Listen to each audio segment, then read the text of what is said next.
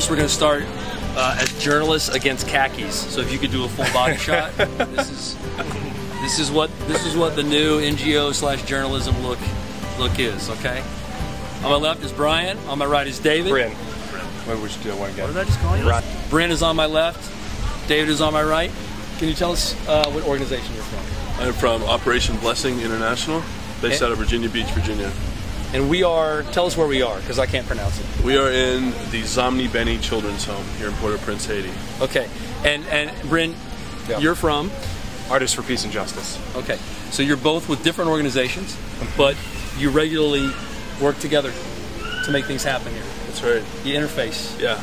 We leverage each other's resources. You know, we can get more accomplished together. Listen, this has got to be a rated G for the family. So you can ease up on leveraging and resources. That's okay.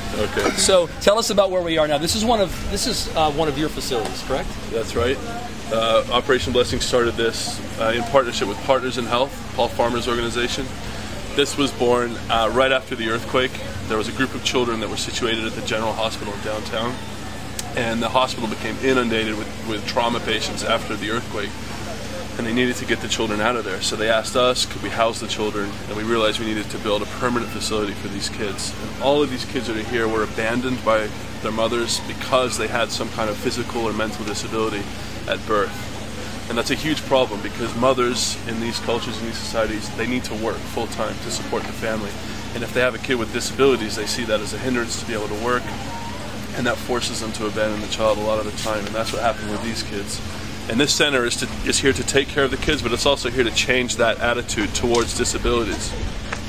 You know, these kids, a lot of them can be rejuvenated and phased out of the center with proper physical therapy and education because the disabilities aren't that serious. But at birth they seem serious, and that'll cause a mom to abandon the kid. Regardless of the level of problem for the child, because of the conditions here in Haiti and what the moms are going through, they don't even have time to hang around to discern what's going on with that child. They've got to move on. They've got to move on. And it's simple things like club feet. You know, mom will see that. It looks serious, because it is, you know. It looks serious at first. The feet are pointed in or pointed out. The mom will see that, freak out, and just run, leave the kid.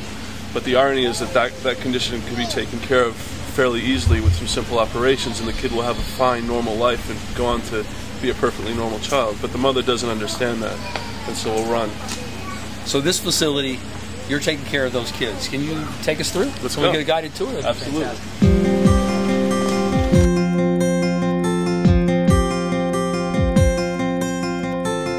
He's got the most beautiful smile.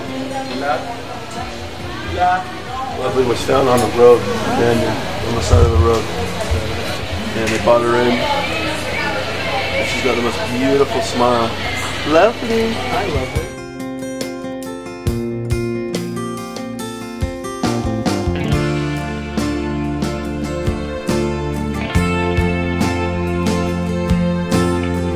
I'm an expert. Oh yeah? I'm an expert. I got two. Right. I got two of you. I got two of you. Hi. Oh yeah. You like the beard? It's handsome. I know I'm handsome. It's hard not to look at me, right? I'm so handsome. You're beautiful. Big boy. What's that? The camera. What's going on? What's going on? Bunch of big white men staring at me. And they're all dirty and hairy. They smell and they're wet. Man, how beautiful is he? His skin is amazing.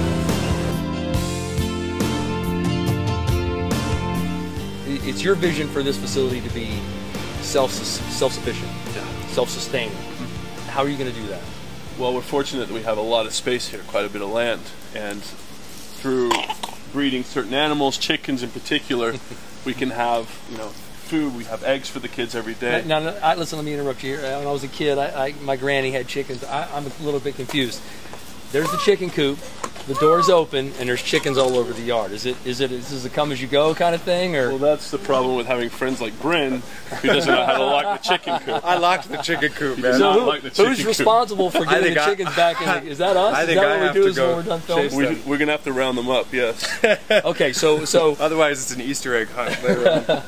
Well, right now we have 43 kids. and about 30 staff. We hope to be able to sustain all of those with food just from what we can produce on site. Kids and the staff. And the staff, yep. And then, you know, we'll be having hundreds more kids come through the door. So as much as possible with producing food on the site, we hope to sustain, you know, hundreds in the future with what we can produce here.